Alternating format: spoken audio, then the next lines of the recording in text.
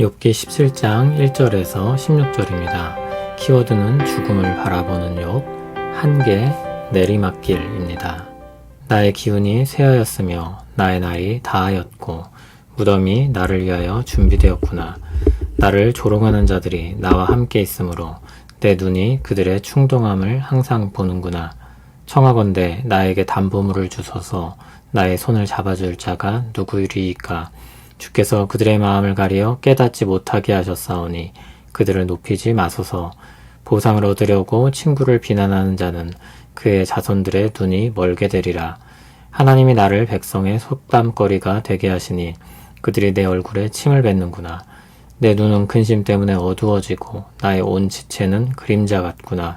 정직한 자는 이로 말미암아 놀라고 죄 없는 자는 경건하지 못한 자 때문에 분을 내나니 그러므로 의인은 그 길을 꾸준히 가고 손이 깨끗한 자는 점점 힘을 얻느니라. 너희는 모두 다시 올지니라. 내가 너희 중에서 지혜자를 찾을 수 없느니라. 나의 날이 지나갔고 내 계획, 내 마음의 소원이 다 끊어졌구나. 그들은 밤으로 낮을 삼고 빛 앞에서 어둠이 가깝다 하는구나. 내가 스올이 내 집이 되기를 희망하여 내 침상을 흑암에 펴놓음에 무덤에게 너는 내 아버지라 구더기에게 너는 내 어머니 내 자매라 할지라도 나의 희망이 어디 있으며 나의 희망을 누가 보겠느냐. 우리가 흙 속에서 쉴 때에는 희망이 스올의 문으로 내려갈 뿐이니라. 아멘. 죽음을 바라볼 수밖에 없는 욥은 탄식하며 말합니다. 나의 기운이 쇠하였으며 나의 날이 다하였고 무덤이 나를 위하여 준비되었구나. 그리고 그 곁에 자신을 조롱하는 자들이 있고 자신은 그들을 보며 죽음을 맞이하고 있다고 말했습니다. 누구나 평안한 임종을 바랄 것입니다. 그러나 욥은 적들에 둘러싸여 죽음을 바라보고 있습니다. 아니, 그들이 본래 친구들이었다는 것을 생각하면 배신감에 휩싸여 죽음을 바라본다고 해야 할 것입니다. 3절을 보면 욥은 하나님을 향해 담보를 달라고 요청합니다. 자신의 편을 들고 보증을 서달라는 것입니다. 3절 뒷부분을 보면 자신의 손을 잡아줄 사람이 없다는 것을 그는 잘 알고 있습니다. 그런 회의감 속에서 구하는 것입니다. 하지만 그의 현실은 자신이 바라는 것과 달리 어두워 보이기만 합니다.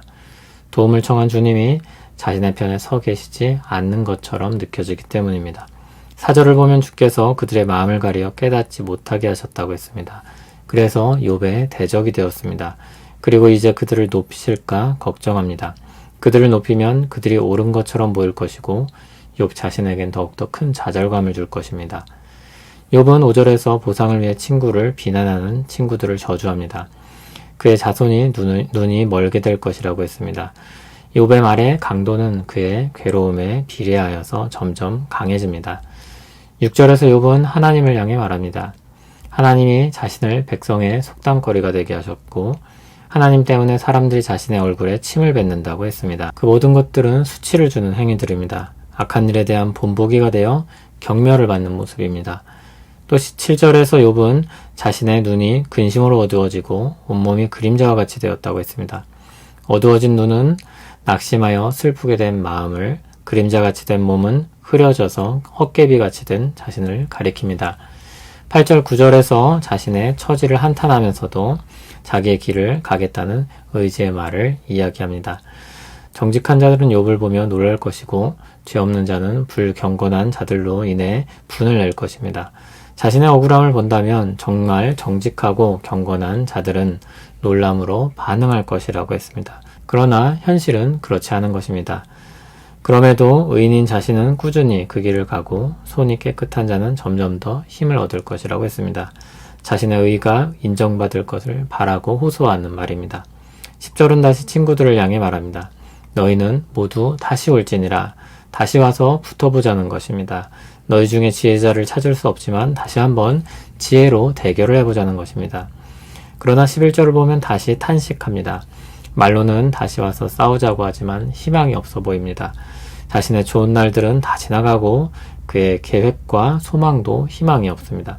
그를 막는 대적자들은 밤으로 낮을 삼고 빛 앞에서는 어둠이 가깝다고 합니다. 그는 아무래도 수호를 자신의 집으로 삼게 될 것 같고 거기에 자신의 침상을 펴놓게 될 것이라고 생각이 됩니다. 부덤과 구더기를 가족으로 여기게 될 것입니다. 희망은 없습니다. 그 누구도 욥의 현실에서 희망을 볼 수 없습니다. 욥의 희망은 욥과 함께 스올로 결국 내려가고 말 것입니다. 욥의 말을 보면 이랬다 저랬다 하는 것 같습니다. 언제는 죽겠다고 말하고 죽여달라고 말을 합니다. 그런데 또 언제는 도와달라고 하고 억울함을 풀어달라고 합니다. 누가 죽음을 바랄까요? 지금 자신의 삶이 너무 괴로워 죽을 만큼 괴로울 때 죽음을 바란다고 말을 할 뿐입니다. 희망이 없어 보이고 고통만 남은 현실 속에서 탄식하는 것입니다. 그럼에도 욥은 하나님을 향한 갈망을 가지고 있습니다. 희망이 전혀 보이지 않지만 여전히 하나님께 달려들어 답을 구합니다. 하나님께는 언제든지 마지막 순간까지 모든 것들을 돌리실 능력이 있다는 것을 기대하기 때문입니다. 욥은 사실 죽음을 동경하지 않습니다.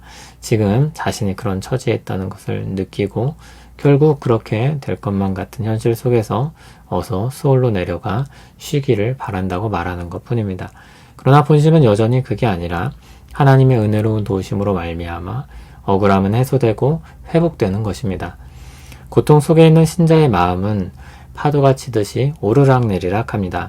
지금 처한 고통이 수면 위로 올라오기도 하고 하나님을 향한 믿음과 기대가 올라오기도 합니다. 그것에 따라서 사람들의 마음과 생각과 말이 달라집니다. 그것을 수면 위에서만 보면 오락가락하는 사람처럼 보입니다. 신자가 어디까지 내려갈 수 있을까요? 얼마나 방황하는 것처럼 보일 수 있을까요? 얼마나 초라하게 될 수 있을까요? 욥을 보면 거의 끝이 없어 보인다고 해도 무방할 것입니다. 그러나 아무리 내려가도 끝이 없다는 것 역시 놀라운 일입니다. 하나님께서 어디까지 내려가도록 허락하시며 어디까지 붙잡고 계시는지를 보여주는 것이기도 합니다. 그렇게까지 내려가게 하신다는 것도 놀랍고 거기서도 붙잡고 결국 끌어내신다는 것도 놀랍습니다. 욥의 경험들은 우리 이해와 상상의 폭이 얼마나 편협한 것인지 깨닫게 합니다. 우리가 아는 한계와 우리가 아는 하나님은 아주 일부에 불과합니다.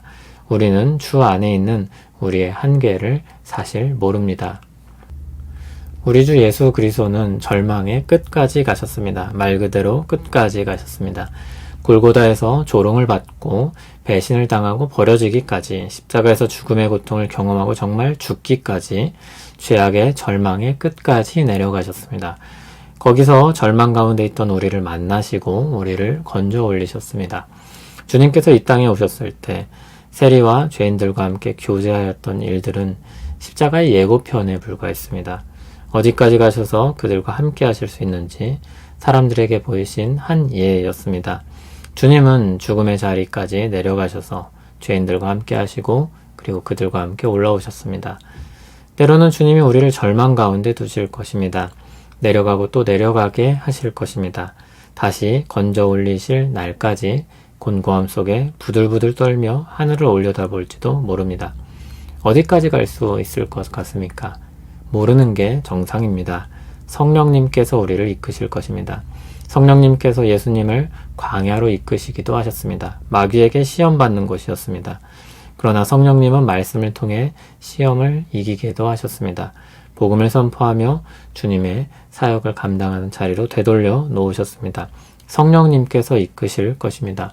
우린 내려가기도 하고 올라가기도 할 것입니다. 그때 우리에게 필요한 것은 믿음입니다. 우리를 위해 십자가에서 죽으신 그리스도의 사랑을 믿고 우리에게 약속하신 성령님이 우리와 함께 하심을 믿는 것입니다. 하나님 아버지, 믿음으로 살기를 원합니다. 진정 신자 되기 원합니다. 모든 상황 가운데서도 신자 되기 원합니다. 우리와 함께 하시며 이끄심을 믿습니다. 견뎌야 할 일과 지혜롭게 행할 일을 감당하게 하옵소서. 우리를 위해 죽음으로 내려가신 주님을 바라보며 오늘 믿음의 수고를 하게 하옵소서. 예수님 이름으로 기도합니다. 아멘.